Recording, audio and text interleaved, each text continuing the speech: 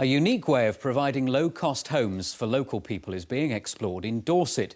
Villagers in Buckland Newton, near Dorchester, are setting up a community land trust. The plan is to use new techniques that could be copied elsewhere. Well, Spotlight's Jonathan Hudson has been to meet some of the people who could benefit.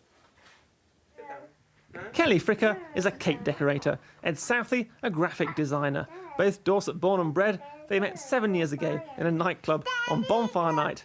Married 3 years ago, they now have a daughter called Yelena, who's 2.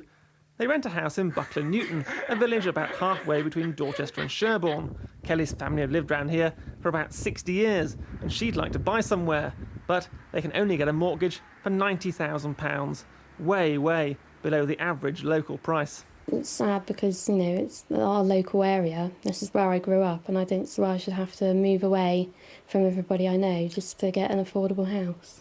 But moving away might not be required. Here in this field on the edge of Buckland Newton, by next summer, Ed and his family could have a new 3-bedroom house for just £90,000, one of 10 new properties.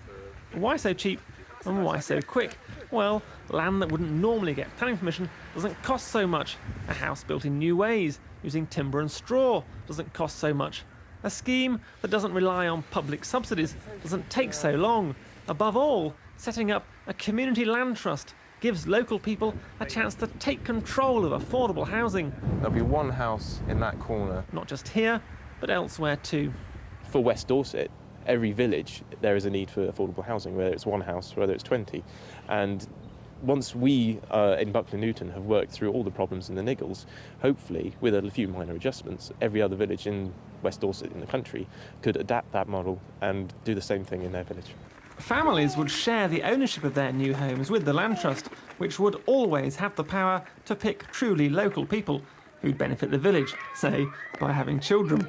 It can only be good for our community and the school. I mean, we have a lovely school here, and I would like to try and ensure its future because, like all rural schools, you know, we would like a few more children in the village. As the only new housing now allowed in many West Dorset villages must be affordable, Buckland Newton really could be the future. Jonathan Hudson, BBC Spotlight in Buckland Newton. And Spotlight will be following the progress of that scheme in Dorset right up until the day that Kelly, Ed and Yelena move in. Victoria.